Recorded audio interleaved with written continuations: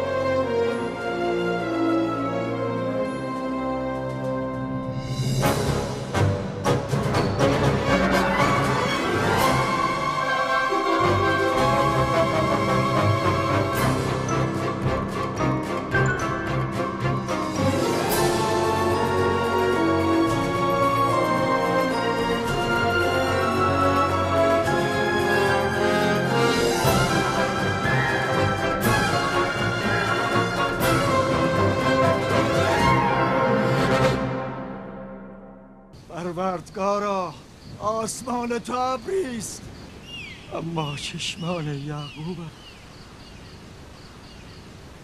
راحیل 11 سال است که منتظر این فرزند می باشد. 11 سال است نیش و کنایه زنان فدان را می شنود و تحمل می کند. چقدر به او نازا گفتند، چقدر او را عقیم و بی ثمر خواندند.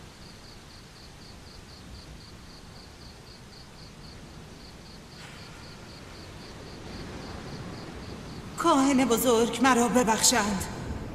امشب برای یعقوب و خاندانش خوابها دیدم. مرا تنها بگذارید.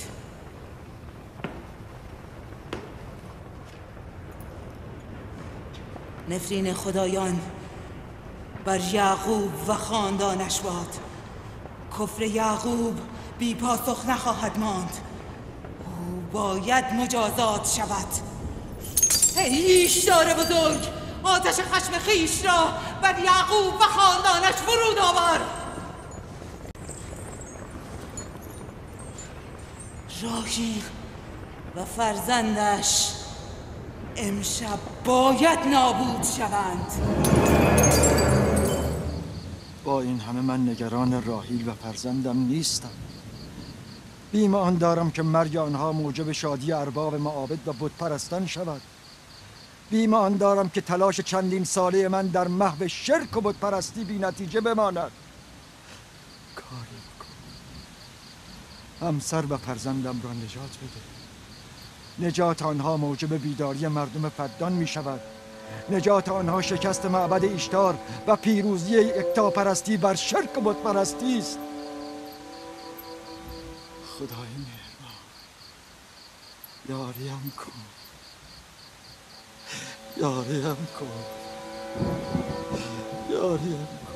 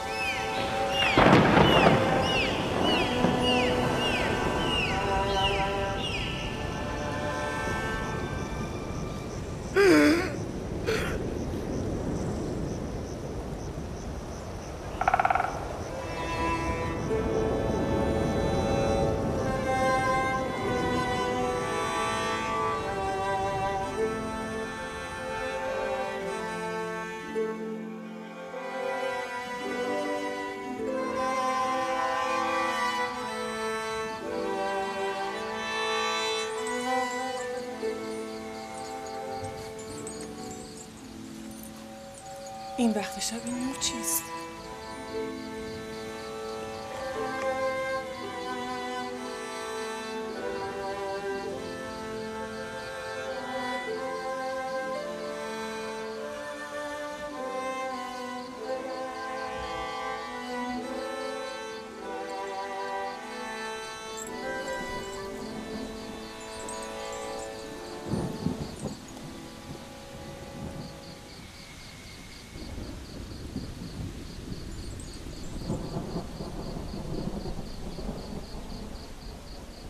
راحیل به هوش آمد.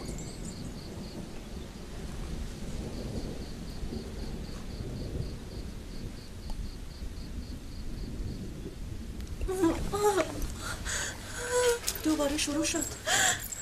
راحیل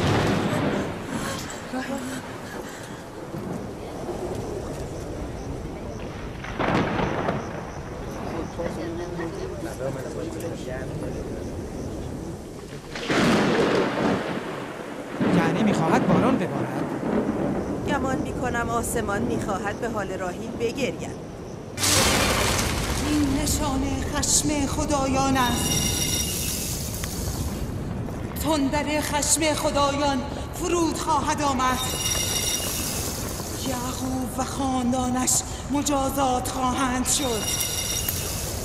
ای ایشتار بزرگ، از حریم خدایان دفاع کن. آتش خشمت را بر خاندان یعقوب فرود آور.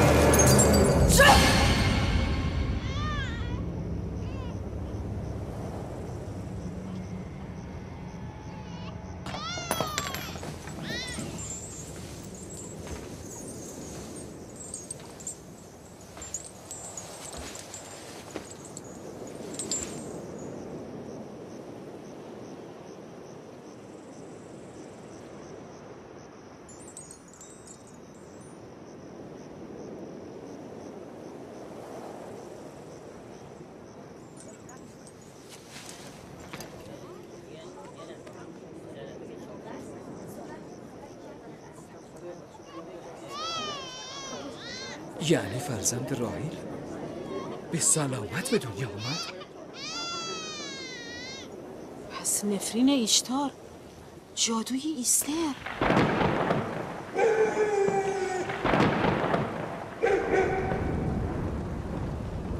بگذار مردم فدان قدرت عظیم تو و جادوی ایستر را ببینند. ای ایشتار بزرگ ما را خوشنود کن. بگذار تا دوستان تو ضعف و زبونی خدای یعقوب را ببینند.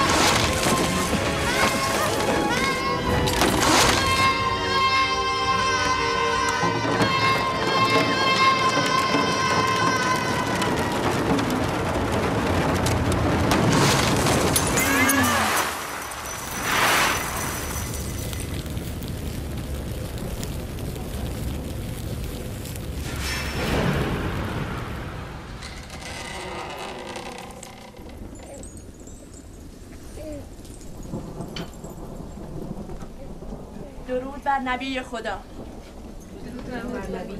درود خداوند بر همه شما بود. قدم نورسید مبارک.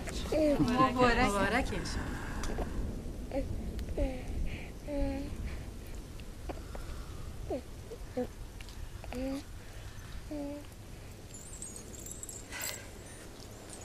خداوند را به خاطر الطافش سپاس میگویم و از او برای تو و فرزندمان طلب خیر و برکت میکنم.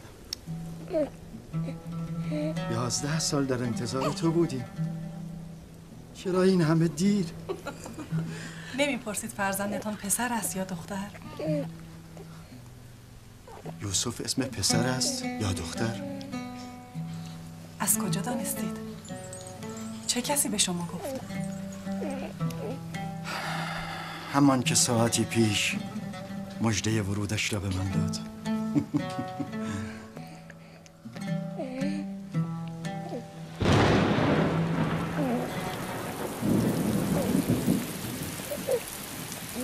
این باران هم از برکت قدوم توست فرزندم. خوش آمدی.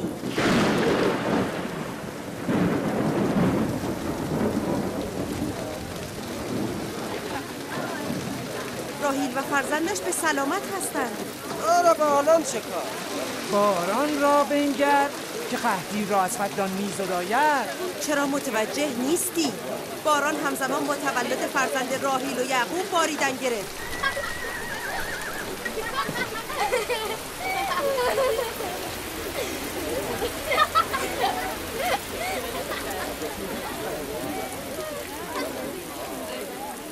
یعنی راهیل و فرزندش سلامت هستن؟ آری میبینی که چه کودک خوشیمن و مبارکی است.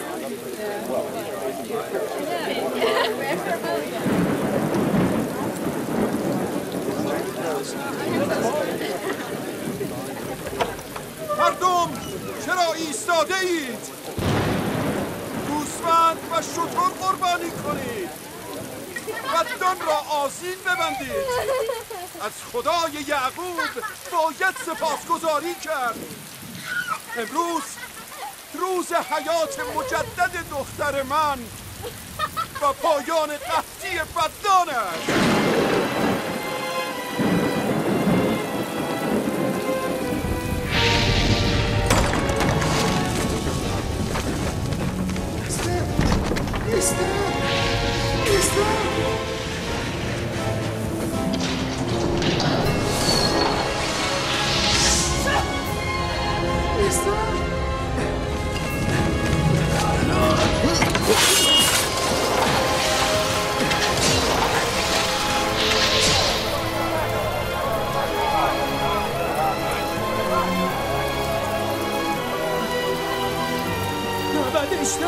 معبد اشتر آتش گرفته.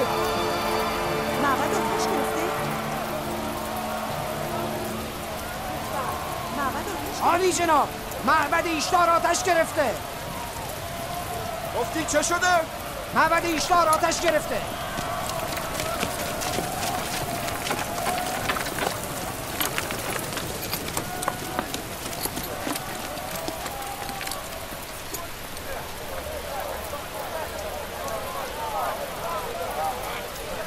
چه اتفاقی افتاده است؟ با من بیایید.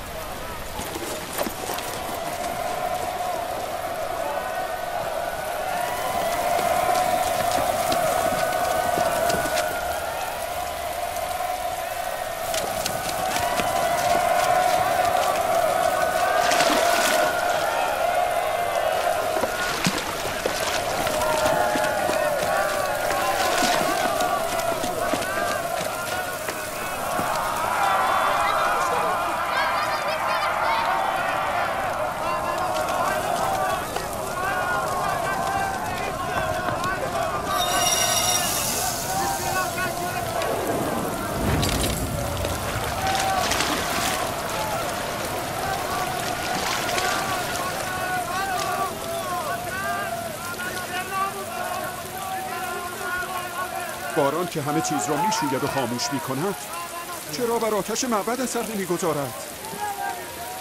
این عجیب نیست؟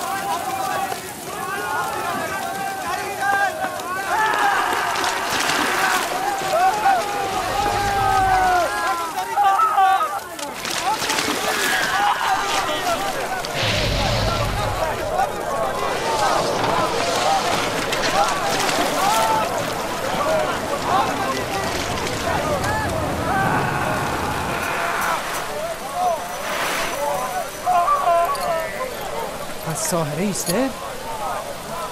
او در میان شعله های آتش بود، نتوانستیم نجاتش دهیم. ساحره سوخت. ساحره ایستر سوخت.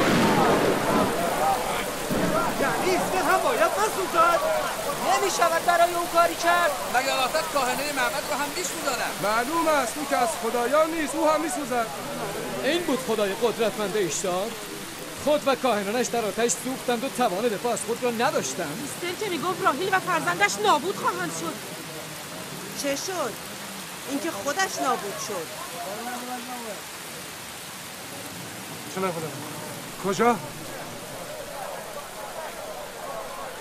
میروم به خدای یعقوب ایمان بیاورم.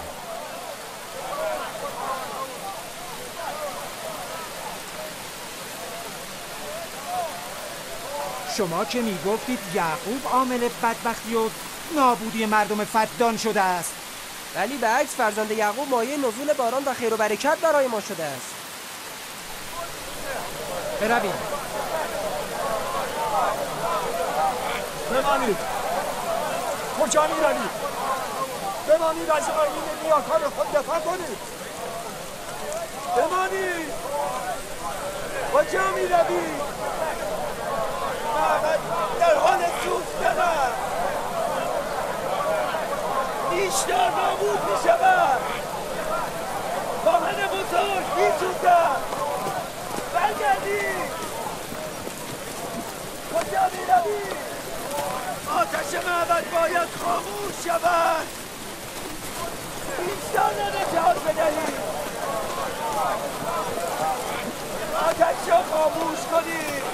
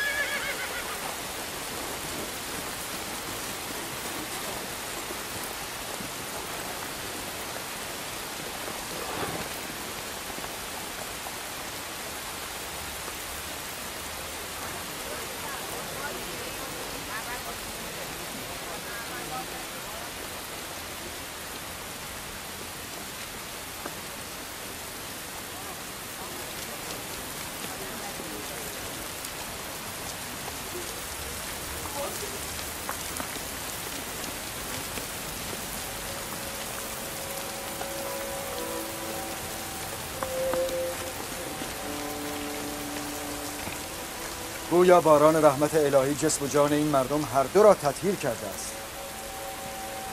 به یمن قدوم فرزند شما باران به فدان می‌بارد. او را به ما نشان نمی‌دهید؟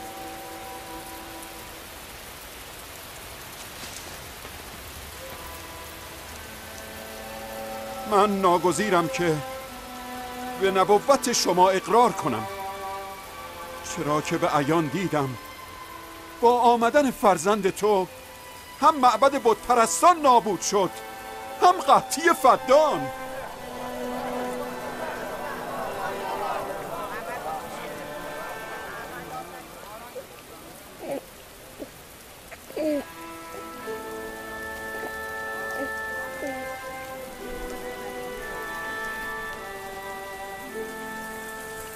قدوم یوسف مبارک است، اما آن که معبد ایشتار را نابود کرده و باران بر فدان نازل نموده خدای من است، خداوند یکتا. نمیخواهید او را ببینید؟ من و همسرم خدای تو را دیده بودیم. امشب مردم فدان نیز دیدند، هم قدرت بی انتهای خدای تو را، هم ذلت و زبونی خدایان خیش را. اینک آمده اند که به خداوند یکتا ایمان آورند.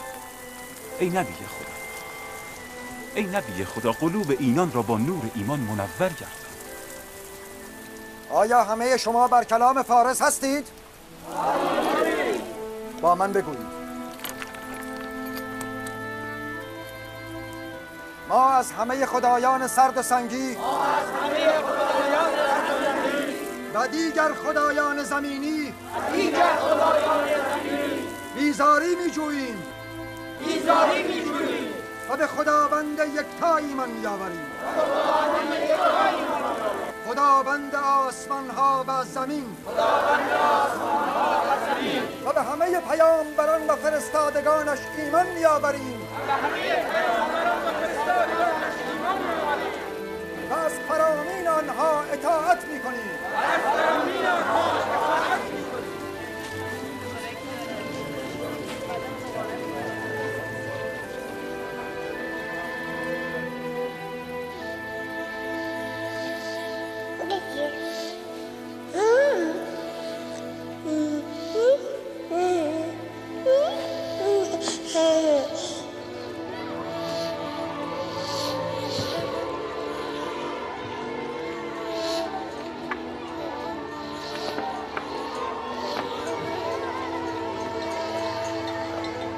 پنج سال از نزول خشم خداوند بر زیگورات ایشتار می‌گذرد و 5 سال است که درهای نعمت خداوند بر روی مردم فدان آرام گشوده شده. راحیل همسر محبوب یعقوب نبی و مادر یوسف در انتظار فرزندی دیگر به سر میبرد. یوسف. بله مادر. امروز با پدر به صحرا میرویم. باشد مادر، من خوشحالم. برویم.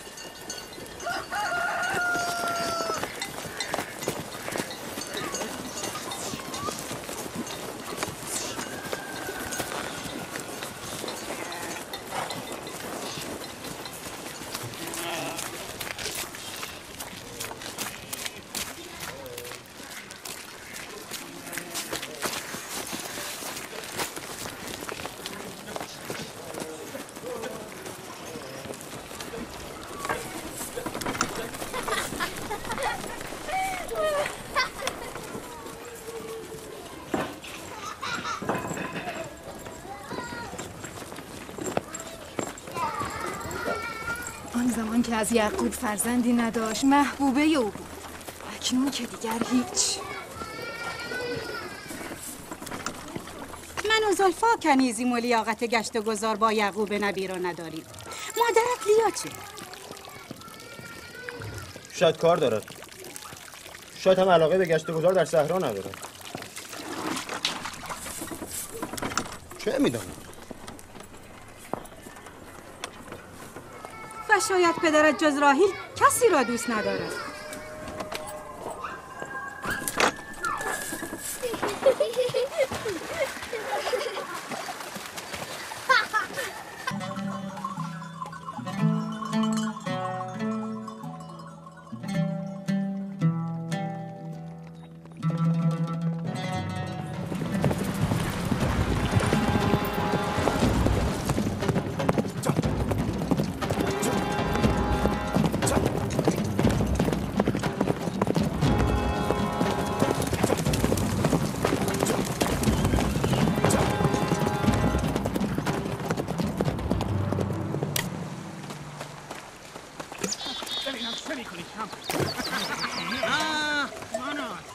کس در این میدان پیروز شود؟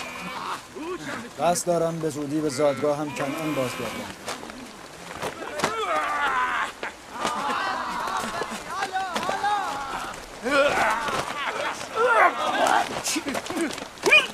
نکند آنها با یکدیگر نزاع کنند. ببینم چه میکنی شب. نگران نباش، آنها زورآزمایی میکنند. معتقدن هر کس قوی تر از دیگران باشد جانشین من است. بسنش هر کس در این میدان پیروز شود او جانشین من.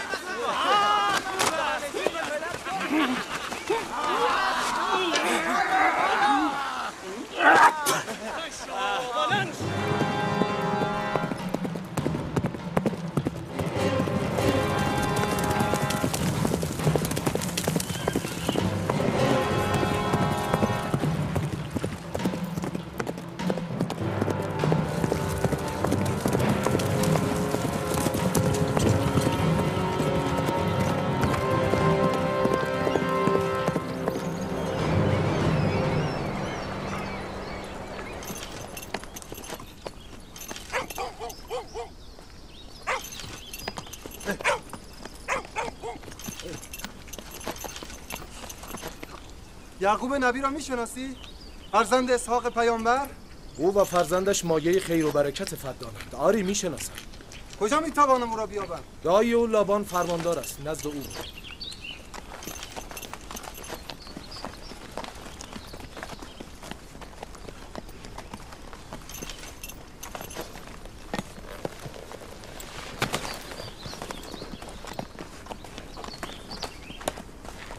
چه میخواهی؟ پیکی از کنعان هستم. با جناب فرماندار کار دارم.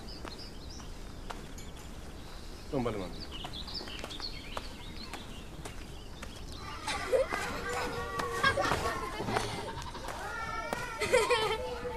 دینه جان بیا دخترم.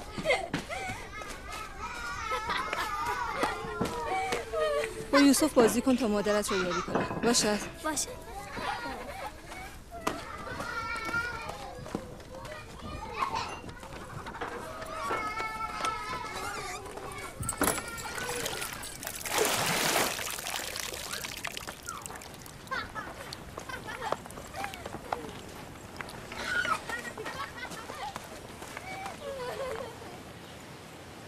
راهی خبری است؟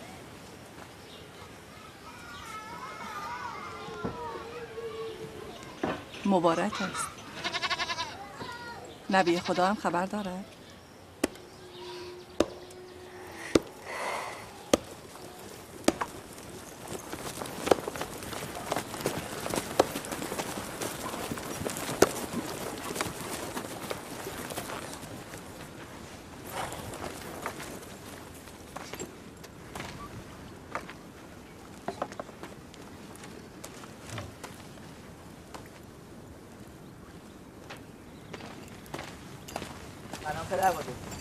سلام پدر بزرگ.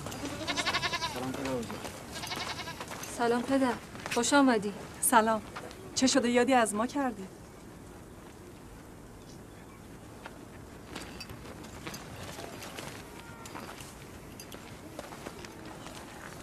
چیزی شده پدر؟ اتفاقی افتاده است؟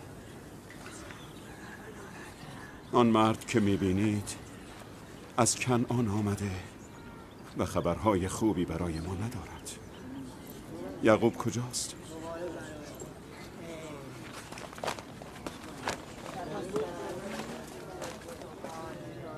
به به دایی خوبم لابان. چه شده؟ راه گم کرده ای؟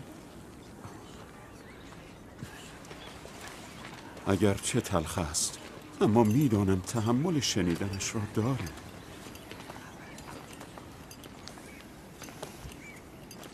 چرا حرف نمیزنی؟ پدرت اسحاق نبی دار فانی را ودا گفته.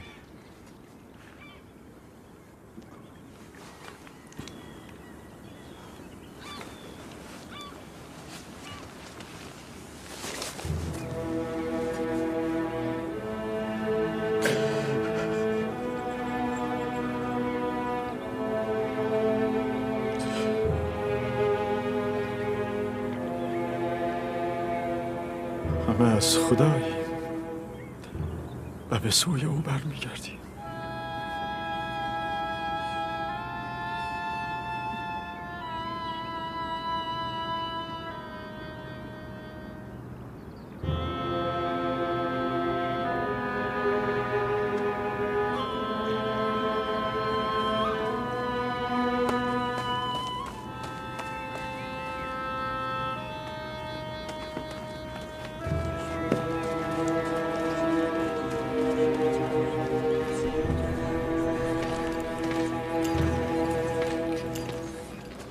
تصمیم شما چیست پیامبر خدا؟ بعد از اسحاق نبی رسالت مردم کنعان بر عهده یعقوب نبی است. خواهرتان فائقه گفتند این رسالت را به شما ابلاغ کنم. یعنی باید بروید؟ مرگ حقیقتی است که همه را در بر میگیرد و هیچ کس را از آن گریزی نیست، حتی اولیا و انبیای الهی. از همدردی همه شما سپاسگزارم و از خداوند برای خود طلب صبر و بردباری میکنم. ای نبی خدا، اگر ما عهد کنیم که از فرامین شما اطاعت کنیم، آیا در فدان خواهید ماند؟ من مردم فدان را دوست دارم و ترک شما برایم سخت است. این به اراده من نیست. من به خواست خود نمی روم که به خواست خود بمانم.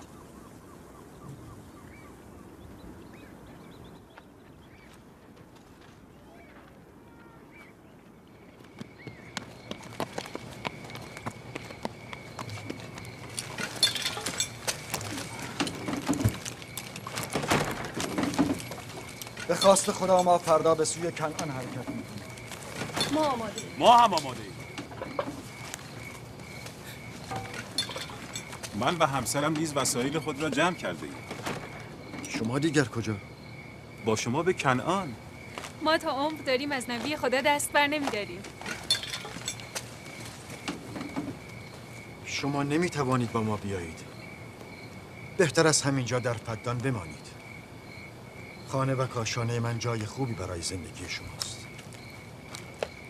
ولی من زندگیم را مدیون شما هستم. ما عهد کردیم تا عمر داریم خدمتکار شما باشیم. همسر و بستگانت به تو نیاز دارند. اینجا وطن شماست و شما هیچ دینی نسبت به من ندارید. بهتر از همینجا بمانید.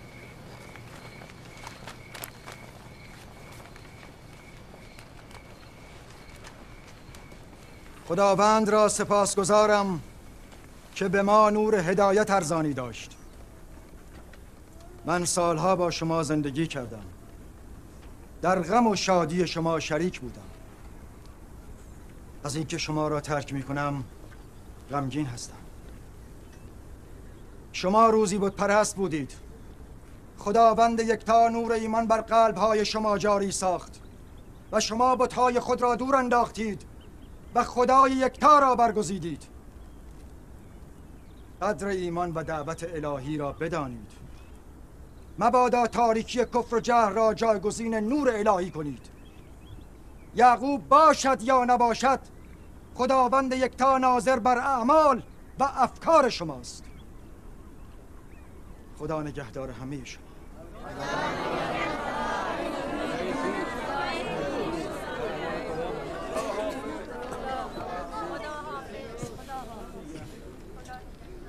تو در این سالهای طولانی شبانی برای من مزدی دریافت نکردی. از خود نه ثروتی داری و نه گله گوسفندی. من نیمی از گوسفندانم را به تو و دخترانم هدیه می کنم. امیدوارم امورات شما با این گله اداره شود. سپاسگزارم. خداوند به شما خیر و برکت فراوان دهد. سپاسگزارم پدر. خداوند به شما خیر دهد. این حق یعقوب است. من باید پس از سالها زحمت از او قدردانی کنم.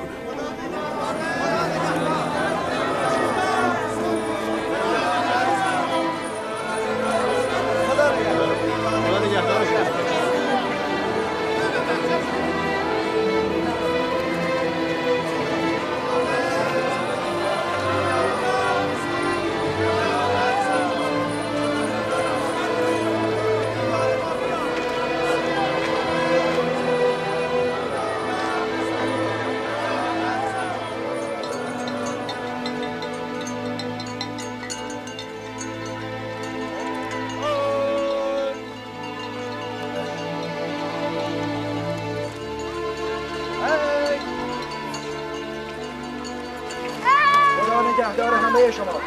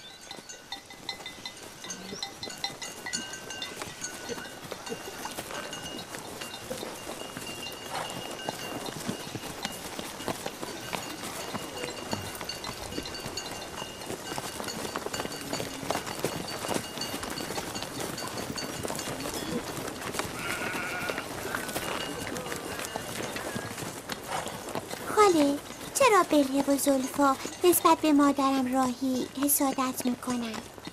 این را چه کسی به تو گفت؟ همه میگوین یهودا خودش از زبان بلهه و زلفا شنیده بود. کودکان نباید در این امور دخالت کنند. اما حال که سوال کرده ای پاسخ میدهم. بلهه در ابتدا کنیز مادرت راهیل بود. راهیل چون صاحب فرزندی نمیشد، بلهه را به پدرت هدیه داد تا از طریق او هم صاحب فرزند شود، هم علاقه پدرت را نسبت به خود حفظ کند. بلهه دان و نفتالی را به دنیا آورد و نزد راهیل و یعقوب بسیار عزیز و مورد احترام شد.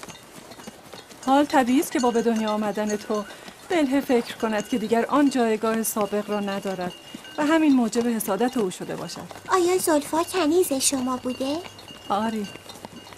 پس از اقدام راهیل من نیز کنیز خود زلفا را به پدرت هدیه دادم. نمیخواستم در جلب محبت پدرت راهیل بر من پیشی بگیرد. زلفا نیز جاد و عشیر را به دنیا آورد.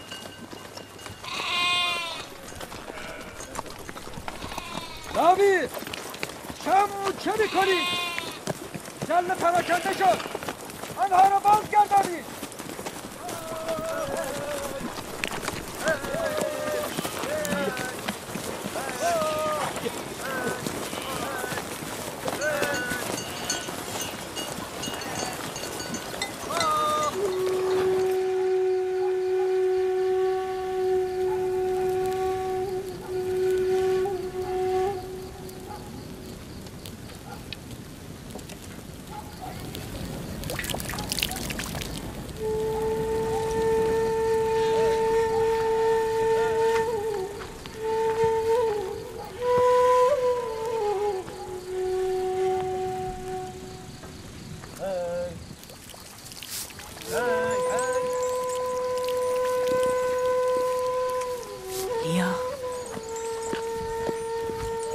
فکر نمی کنی که یعقوب بیش از حد جایگاه راهیل را عزیز می دارد؟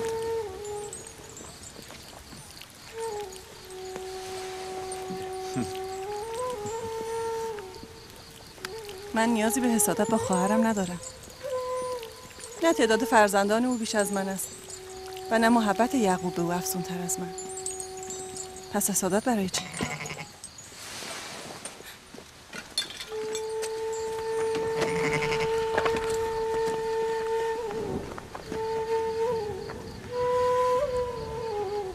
خب معلوم است او که رأی خواهرش را به ما نخواهد داد.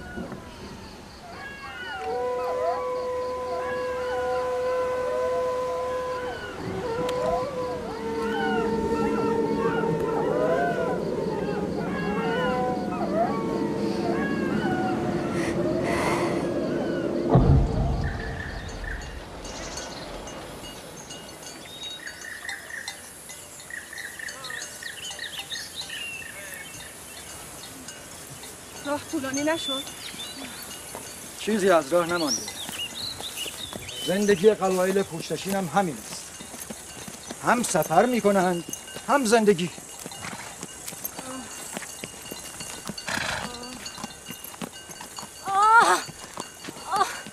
لیا تا کران چقدر راه است؟ تقریبا 3 فرسنگ. میتوانی تحمل کنی؟ نمیتوانم.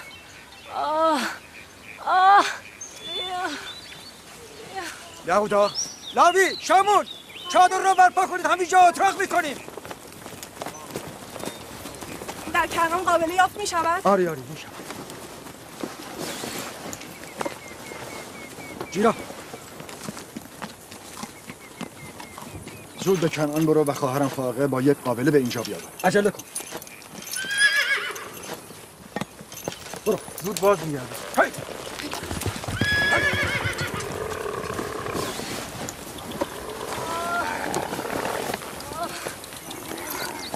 بیا تحمل کن خواهرم. راهی کمک کن. آرام مواظب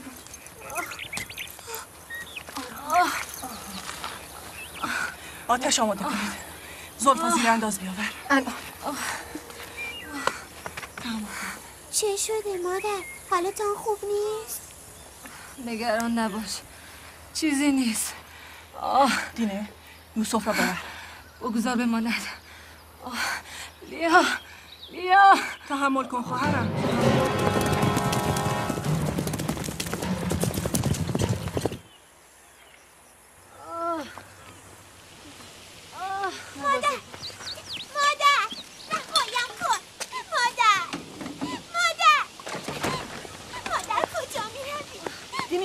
نگه دار. بیا پسر جان، بیا.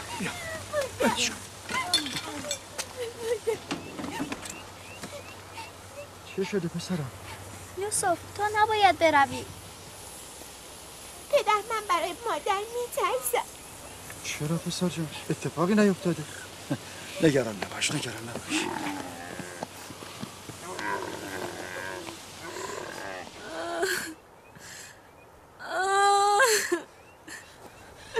خداوند به او رحم کند. زایمان پیشین او نیست سخت.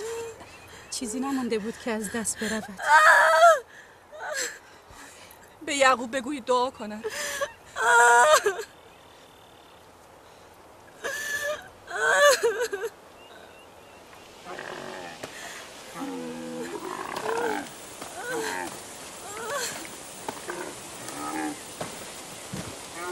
چه شد؟ راحیل حالش چطور است؟ هنوز خبری نیست. لیا گفت برای راحیل دعا کنید. حال او چندان مساعد نیست. اگر بتواند قدری تحمل کند قابل از راه میرسد. بروید مراقبش باشید. پدر، آیا مادر میخواهد از پیش ما برود؟ چه کسی این را به تو گفته؟ او میخواهد برای تو برادر بیاورد. اما من میترسم. نترس پسرم، نگران نباش. دینه، برو با برادرت بازی کن.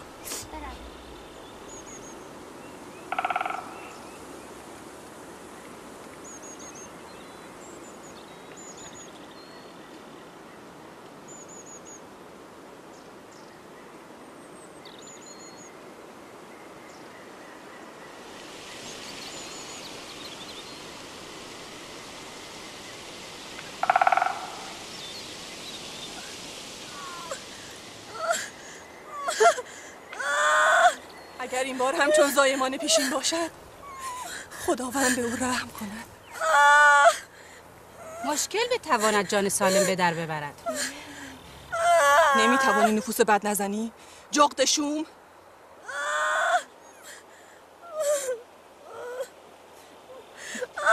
کمی تحمل کنید.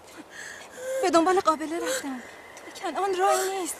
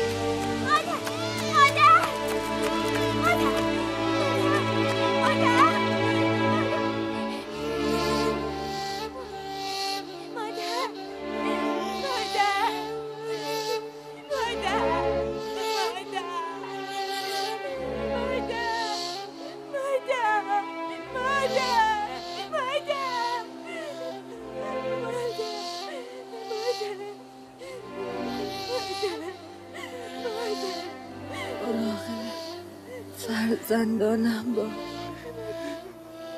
مراقب فرزندانم باش.